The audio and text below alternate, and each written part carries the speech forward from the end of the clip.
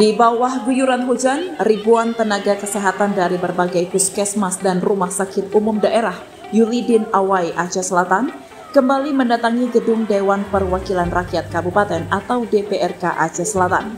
Mereka menggelar aksi damai untuk menuntut pengangkatan sebagai pegawai pemerintah dengan perjanjian kerja atau P3K.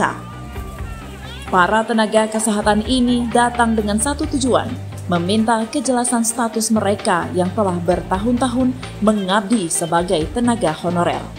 Mereka mendesak pemerintah daerah membuka formasi P3K khusus tenaga kesehatan tanpa syarat tes, terutama bagi mereka yang sudah bekerja lebih dari 5 tahun.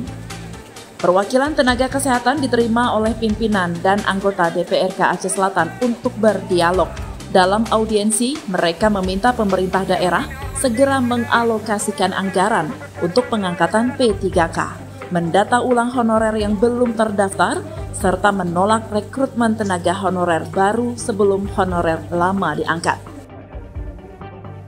Hasil kesepakatan anggota Dewan tadi, mereka akan segera membuat tim untuk mengevaluasi semua yang tuntutan kami itu dan membuat satu keputusan yang akan diberikan kepada kami nanti untuk mendapatkan hasil yang bagus.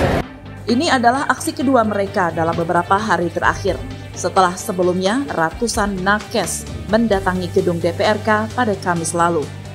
Hingga kini, para nakes masih menunggu kepastian dari pemerintah daerah terkait tuntutan mereka.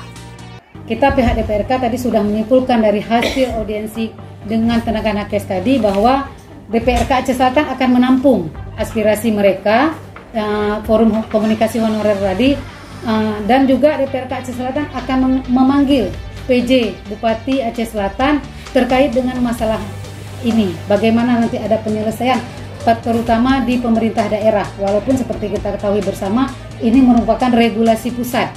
Ada nggak nanti wewenang daerah? Dan juga DPRK Aceh Selatan juga akan memanggil dinas terkait.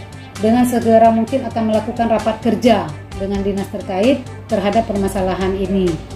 Kita berharap tuntutan para tenaga kesehatan ini segera mendapatkan respon positif dari pihak terkait, mengingat dedikasi mereka yang telah lama mengabdi untuk masyarakat.